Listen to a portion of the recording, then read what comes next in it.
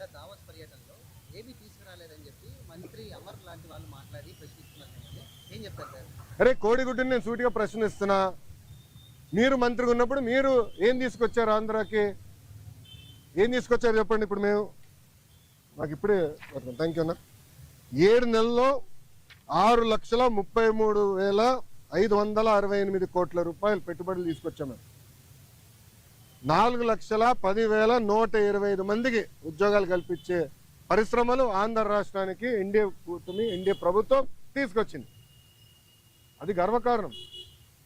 Cognizant గురించి కూడా నేను ట్వీట్ పెట్టా కదా, చూడలేదన్న ట్వీట్? ఎవరు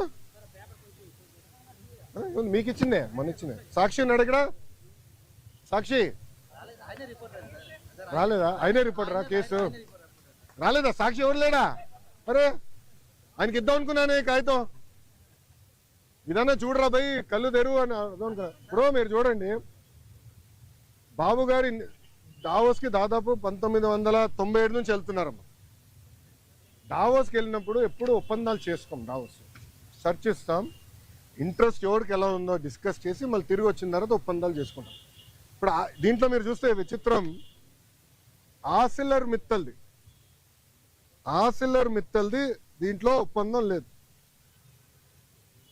పైన సరే ఆసిల్లర్ మిత్తల్ది 1,35,000 కోట్ల రూపాయలు పెట్టుబడి అనేది ఉంది. కానీ ఆసిల్లర్ మిత్తల్ది ఒప్పందం లేదు, ఎంఓయూ లేదు. మాకు ఎంఓయూ లేదు ఆసిల్లర్ మిత్తల్తో, మాకు ఎలాంటి ఎంఓయూ లేదు. ఎందుకంటే వాళ్ళు అన్నారు ఎంఓయూ ఎందుకు సార్, డైరెక్ట్ వర్క్కి వెళ్దాం అన్నారు. వాడు మమ్మల్ని తప్పబడతారా? ఇప్పుడు వాళ్ళకి మన మెటీరియల్ టైప్ చేసాం ఎన్ఎండిసి నుంచి, ఎన్వైరన్మెంటల్ క్లియరెన్సెస్ మేము కోఆర్డినేట్ చేస్తాం. వాళ్ళు భూమి ఎత్తికి కూడా భూమి కేటాయింపులు కూడా పూర్తి చేస్తాం.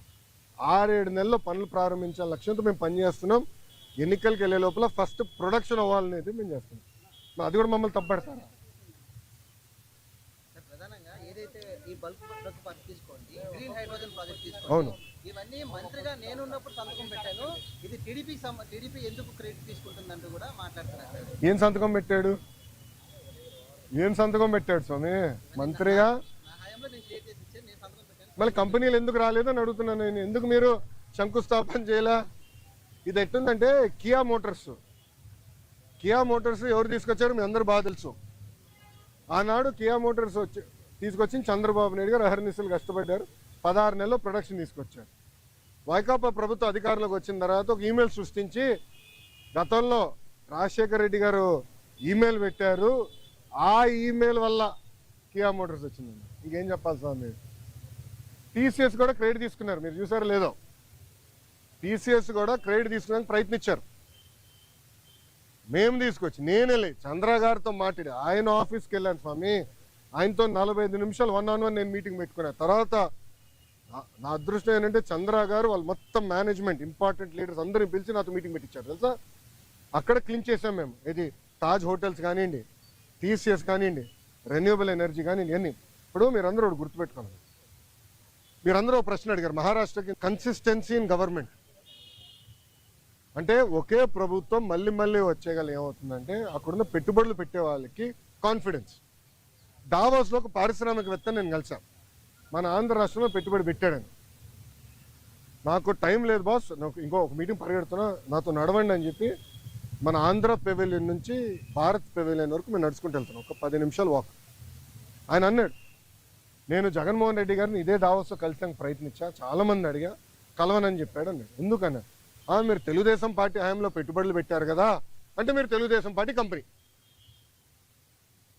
అది వరల్డ్ రినౌండ్ కంపెనీ. కనీసం వాళ్ళ సమస్యలు పరిష్కరించేదానికి గత ముఖ్యమంత్రి గారు కానీ ఇండస్ట్రీస్ మంత్రి కానీ కలవలేదు. నేను మంత్రి అయిన తర్వాత ఐటీ వాళ్ళతో మీటింగ్ పెట్టా. వాళ్ళు కూడా చెప్పారు కదా మీటింగ్లో, ఫస్ట్ టైం గత 5 సంవత్సరాలు ఫస్ట్ టైం ఐటీ ఇండస్ట్రీతో మీటింగ్ పెట్టేది మీరు ఒక్కరే అని. ప్రజలు కూడా ఆలోచించాలి.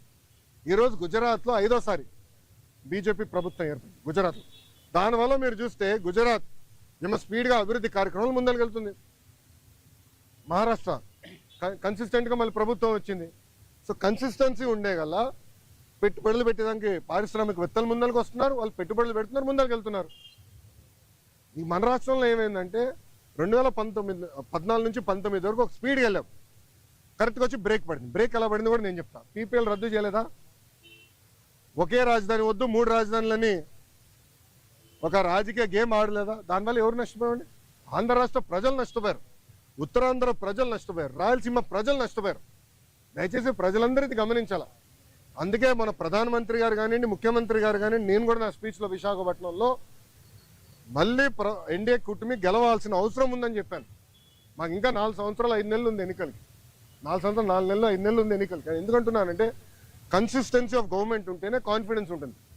దావాస్లో చాలా మంది నన్ను అడిగిన ఒక ప్రశ్న ఏంటి తెలుసా? మీరు బాగున్నారు, చంద్రబాబు నాయుడు గారు మేము నమ్ముతాం, కానీ జగన్మోహన్ రెడ్డి అనే వ్యక్తి గెలవడానికి గ్యారంటీ మీరు ఇస్తారా అని అడిగారు. గతంలో మేము చాలా ఇబ్బంది పడ్డాము, మళ్ళీ జగన్మోహన్ రెడ్డి గెలవడానికి గ్యారంటీ ఏంటని అడుగు. అమర్ రాజా బ్యాటరీ మీకు అందరు తెలుసు కదా. అమర్ రాజా బ్యాటరీ ఒక brand. Amar Raja battery corporate headquarters Chittoor జిల్లాలో ఉంటుంది. వాళ్ళు కట్టే పన్నులో, ఇన్కమ్ ట్యాక్స్ లో ఆంధ్ర రాష్ట్రానికి ఎక్కువ భాగం వాటా వస్తుంది. ఎందుకంటే వాళ్ళ హెడ్ క్వార్టర్స్ ఆంధ్ర రాష్ట్రం. ఆంధ్ర రాష్ట్రంలోనే highest tax payer Amar Raja battery. ఆ అమర్ రాజా బ్యాటరీని వేధించలేదా గత ప్రభుత్వం? ఇదే కోడిగుడ్డుని అడుగుతున్నా, నువ్వు వేధించలేదా? సైకోని అడుగుతున్నా, నువ్వు వేధించలేదా? లేబర్ రేట్ చేయించావు, పొల్యూషన్ రేట్ చేయించావు. అది మా సొంత జిల్లాలో ఉంది. 30 సంవత్సరాల నుంచి మా జిల్లాలో ఉంది. ఒక్కరికి లెడ్ పాయిజనింగ్ అవ్వలేదు స్వామి 30 సంవత్సరాల్లో. ఎందుకంటే వాళ్ళు highest ethics, highest standards maintain చేసే పని.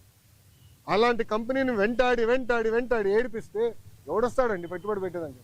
ప్రజలు కూడా గమనించాలండి, ప్రజలు సీరియస్గా ఆలోచించాలి.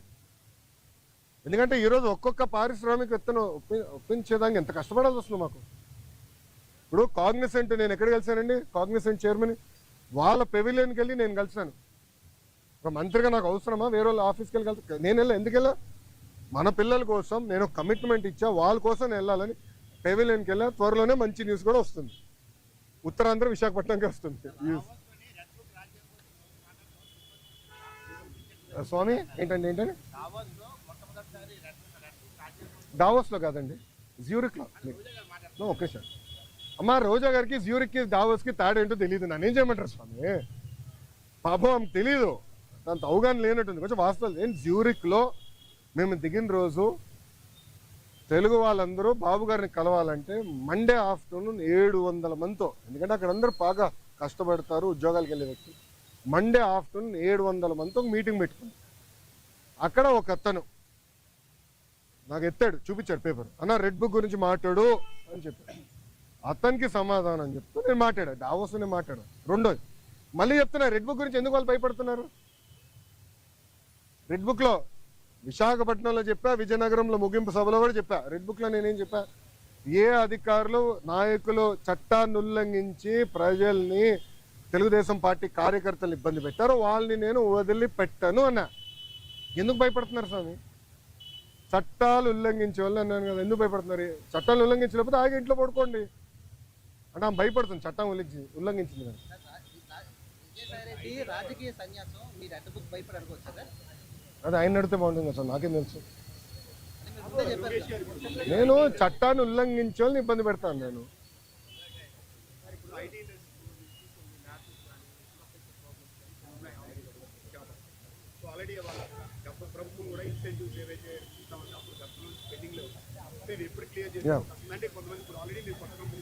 ఎస్ అన్న, ఇప్పుడు నేను ఆల్రెడీ వాళ్ళందరితో టచ్లో ఉన్నా. వాళ్ళు అడిగిన బేసిక్ కమ్యూనిటీస్, ఇప్పుడు బస్ అడిగారు, స్ట్రీట్ లైటింగ్ అడిగారు, ఆ బేసిక్. దాని తర్వాత రాత్రి మన మొబైల్ పోలీస్ యూనిట్ ఉంటే బాగుంటుంది అన్నారు. అవన్నీ మనం ఏర్పాటు చేసాం. ఇన్సెంటివ్స్ విషయంలో కూడా నేను కేశవంతో మాట్లాడి త్వరలోనే అది రిలీజ్ చేస్తాను, అది సందేహం లేదు. కొత్త కంపెనీస్ ఆల్రెడీ ఇప్పుడు టీసీఎస్, ఇది ఓపెన్ బుక్, పెద్ద విషయం లేదు, రెడ్ బుక్ కాదు, ఓపెన్ బుక్ కూడా మేము. గ్రేనంటే చాలా స్పష్టంగా వాళ్ళు ఆల్రెడీ భూముల కోసం కూడా వెతుకుతున్నారు. త్వరలోనే భూములు కేటాయించి వాళ్ళ క్యాంపస్ కూడా ప్రారంభించబోతున్నారు. ఈ లోపల టెంపరీగా వేరే బిల్డింగ్స్ కూడా ఏర్పాటు చేస్తాం. ఎస్, ఐటాప్ ఉంది ఇంకా. ఐటాప్ ఇస్ స్టిల్ కంటిన్యూయింగ్. వాళ్ళు డైరెక్ట్గా నాతో టచ్లో ఉన్నారు, they are directly in touch. అవసరం లేదండి, వాట్సాప్ మెసేజ్. చాలా మంది నాకు జస్ట్ ఒక మెసేజ్ పెడితే నేను పరిగెడుతున్నా, నాకు ఎలాంటి డౌట్ లేదు. 3 months 90 రోజుల్లో వస్తుంది సార్. టీసీఎస్ 90 రోజుల్లో ఆఫీస్ ప్రారంభించబోతుంది. క్యాంపస్ కోసం భూమి ఎత్తికాము. అది వాళ్ళు చూస్తున్నారు. ఫైనలైజ్ అయింది అది అదొక 2-3 సంవత్సరాలు పడుతుంది. కట్టాలి కదా క్యాంపస్ అనేది, టైం పడుతుంది. మినిమం ఒక్క నిమిషం 2 years పడుతుంది క్యాంపస్ కట్టేదానికి. ఈ లోపల టెంపరీ అంటే రెంట్కి తీసుకుని అకామిడేషన్లో స్టార్ట్ చేస్తాం.